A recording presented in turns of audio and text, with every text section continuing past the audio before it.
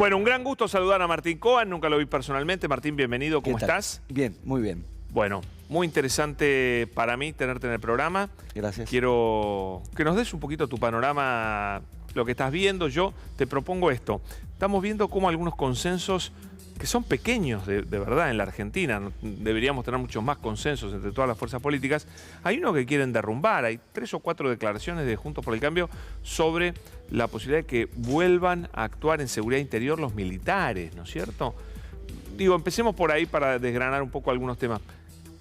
¿Te imaginabas que eso podía pasar y que los periodistas se lo pregunten y festejen estas cosas?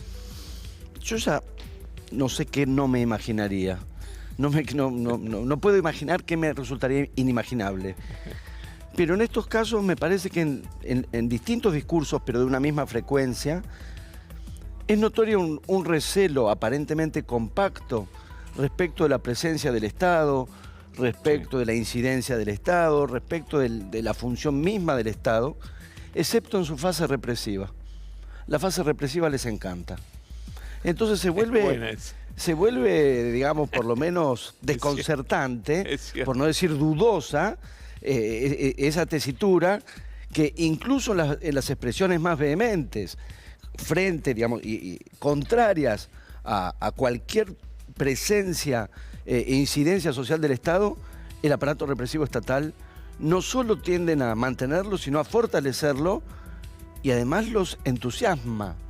Digamos, hay ahí una especie de agitación gozosa ante la perspectiva de que ese Estado que vituperan todo el tiempo, si se trata de utilizarlo como herramienta de represión, entonces les parece bien. En ese punto no me es inimaginable. ¿Y de dónde viene esa perversión de que la represión te genere al que la dirige un placer morboso que ha existido, lo hemos visto a niveles execrables, ¿no es cierto? Pero bueno, en este caso de dirigentes políticos. Bueno, porque funciona estrictamente de esta manera. A veces son los manotazos del asustado, en el sentido de, como se ha dicho ya, ¿no? El violento es miedoso antes que nada, ¿no? Sí, un burgués asustado puede hacer cosas extremas. Y después me parece que hay grados de, digamos... Pero miedo a la gente pobre, por ejemplo. Les tienen miedo. Efectivamente, les tienen miedo. Porque... Bueno, es que se aplican algunas ideas que dicen... Está bien que les tengan miedo, porque bueno, va a ser complejo. Pero absolutamente. Entonces, en ese punto, a los sometidos de tu proyecto político, a las víctimas de tu orden económico y social, si no los tenés fuertemente bajo la suela, claro, entonces te asustás. Si cobran autonomía, si reaccionan, si ocupan espacios públicos, si manifiestan, si se enojan, si reaccionan, efectivamente tienen razones para temer. Pero entonces ahí estamos encontrando un punto de verdad respecto de lo más genuino, diríamos, respecto de lo que se dice, de cómo funciona cierta combinatoria, que no es nueva y que es archiconocida, de un impulso ultraliberal en materia económica, y como se sabe cuáles son las consecuencias sociales concretas que ese impulso acarrea, va de suyo que eso requiere un aparato de represión. No es nuevo, ni en la historia ni en la formulación. Entonces no me es inimaginable. Es muy cierto esto que decís. Para Milei es más violento cobrar un impuesto que pegarle un palo en la cabeza a alguien. Es así. Y yo siempre celebro tus palabras, creo que porque vos lo explicaste como nadie, el tema de los 30.000 desaparecidos, y fue muy viral, y lo sabés y demás, fue espectacular. Y justamente Milei el otro día dijo que me traigan la lista, ¿no? Yo no hice nada en especial, ni soy uno, Pero hiciste un gran resumen. Entre tanta gente que está pensando y a quien uno lee y a quien uno escucha, y por eso uno elabora ciertas cosas. No te gusta que te digan que vos dije, pero lo hiciste. Es que no es así. Bueno, no nos vamos a pelear por eso. Y después las cosas se viralizan, no se viralizan con una dinámica incontrolable. Ajena. Eso, ¿no? Nunca sabes por qué pasa. Digo, porque para ser justos, es parte de todo un tipo de elaboración histórica, ideológica, intelectual, literaria, de qué pasó en esos años. Soy simplemente alguien que siguió esas discusiones, se formó en esas discusiones, y es una intervención que fue mía y podría haber sido de muchos otros que tienen el mismo grado de elaboración o un grado de elaboración mucho mayor. Por supuesto que hay un giro, yo diría incluso cruel, porque se trata precisamente del modo en que el aparato de represión ocultó la información. Y cómo el aparato de represión ocultó la información e hizo de ese ocultamiento parte de la dinámica del terror y parte del hostigamiento a las víctimas. No decir dónde estaban, no decir si estaban vivos o muertos. Y luego, no dar una vez restablecida la democracia, bajo la forma de un pacto de silencio que se mantiene hasta hoy, no decir dónde están los cuerpos, no decir dónde están, quiénes son, qué nombres les han puesto a los bebés de aquel momento, hoy ya adultos, secuestrados y apropiados, ¿dónde están? ¿Qué nombres falsos tienen? ¿En manos de quiénes están?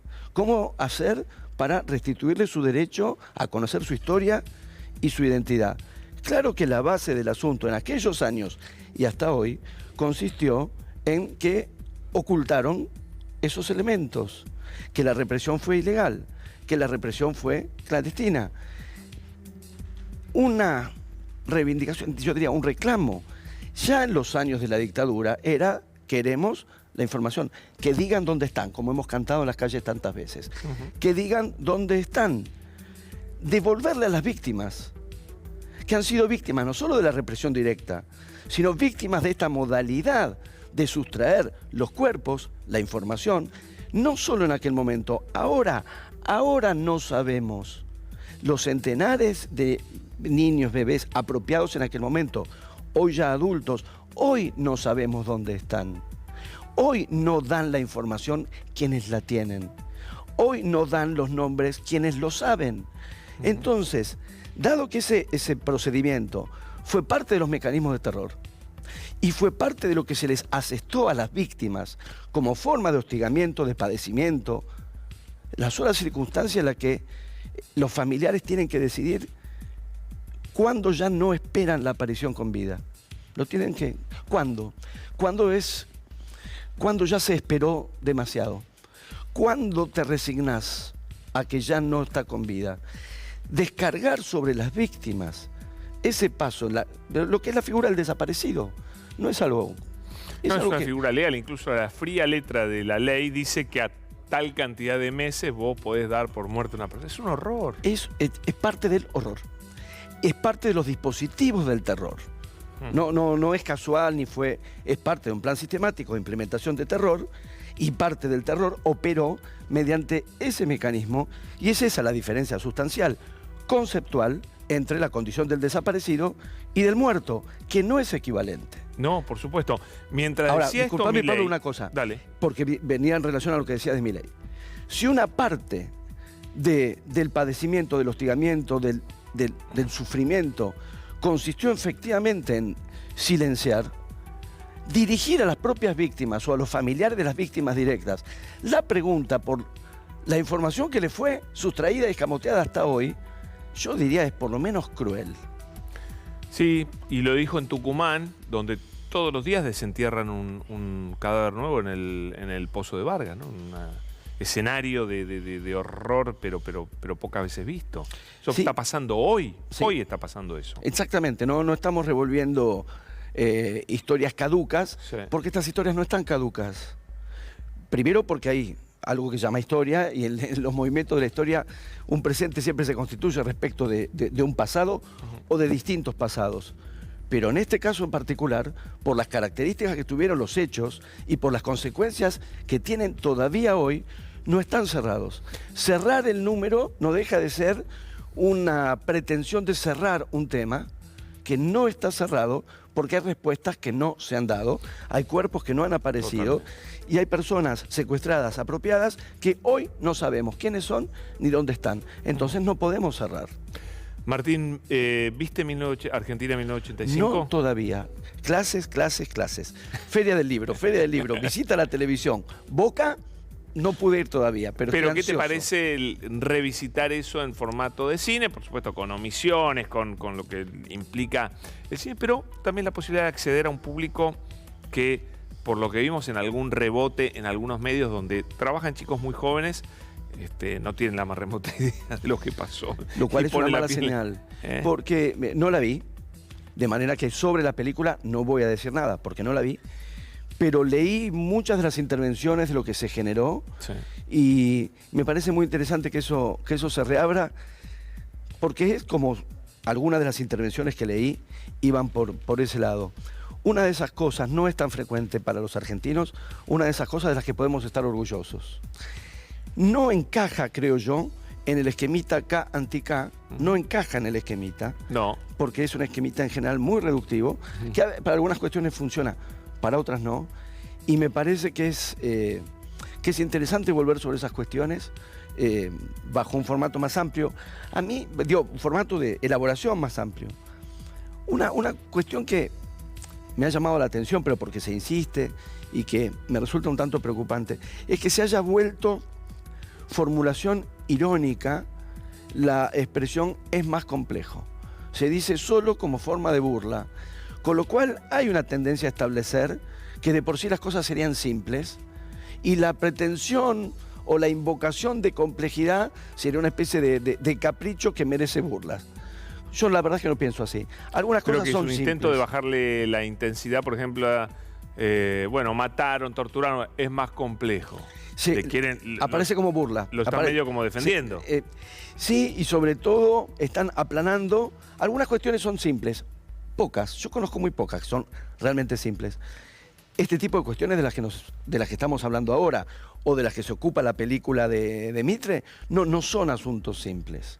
Entonces, abordar asuntos complejos con un tácito o explícito desprecio por la misma complejidad, es decir, bajo la invocación burlona del "es más complejo", y eso complica las cosas. Mi expectativa para la película que veré, en cuanto ahora me voy a Santa Fe, a una nueva feria del libro que disfruto muchísimo, pero me lleva a postergar, por ejemplo, ir al cine a ver la película. Insisto, es uno de los hechos históricos de los que podemos estar orgullosos, como sociedad, como se suele decir, y a la vez es complejo. Por suerte, Sí. es complejo. De manera Está bueno. que si se intenta el gesto habitual de dividir en dos bandos y ponerse de un lado o del otro y creer que hay solo dos lados y solo es posible poner todo el bien de un lado y todo el mal del otro, no estoy pensando en el aparato represivo. Estoy pensando en Alfonsín, si aparece, no aparece, Luder. Digamos, efectivamente es un mapa, felizmente digo, complejo, porque Totalmente. los asuntos sociales suelen ser complejos, y el juicio de las juntas, que fue ejemplar, que fue excepcional, y que, insisto, es una de las cosas, no son tantas de las que nos podemos enorgullecer como sociedad, fue y sigue siendo parte de un proceso complejo. Martín, una idea para salir de la grieta a la cual te referiste. Yo no sé si yo puedo decir una idea para salir de la grieta. Hay un ejercicio que yo intento modestamente en mis ámbitos, porque mi desacuerdo con la grieta no es ni la crispación, ni la exasperación, ni que haya peleas, ni que atente contra la unidad. Bueno, porque a veces la unidad es bienvenida y a veces no hay por qué estar tan unidos, o habría que averiguar bien con quién se supondría que nos tenemos que unir. Si revisamos, a veces decimos, no, mejor ahí, unidad, no. Para mí la cuestión con la grieta, o lo insatisfactorio, insisto, no es tanto que sea un estado de disputa frente a un estado de armonía. No es eso lo insatisfactorio, sino, otra vez, la simplificación. Porque la grieta tiende a suponer, insisto, que los lados son solamente dos, que no hay ambivalencias, que no hay ambigüedad, que no hay pasajes, que no hay contradicciones, que en cada uno de los solamente dos lados no hay O contradicciones. sea, ¿fomentarías los grises un poquito? Yo no es que los fomente, es que los hay. Pasa Por un que no lado. garpan hoy. Por un lado. Pero yo te diría otra cosa, Pablo, porque los grises supondrían, hay blanco, hay negro, los grises son intermedios. Pero todavía con la idea de lo medio, lo intermedio, los matices, estaríamos recorriendo un espacio que está al interior de los bordes definidos por la grieta. Sí. Y me parece que hay algo que no tiene que ver con matizar o con los grises solamente, que es que hay términos de antinomias, de disputas, que están por fuera de los bordes de la grieta. Están por afuera. Yo no tengo solución. Digo, por dónde trato de pensar yo. Hay cierto tipo de perspectivas, planteos, problemas que no están en un espacio de conciliación al interior de la grieta. La exceden. Están por fuera. Martín, gracias por pensar aquí con nosotros en esta noche. Un placer. Un placer, sos un gran escritor. Muchas gracias.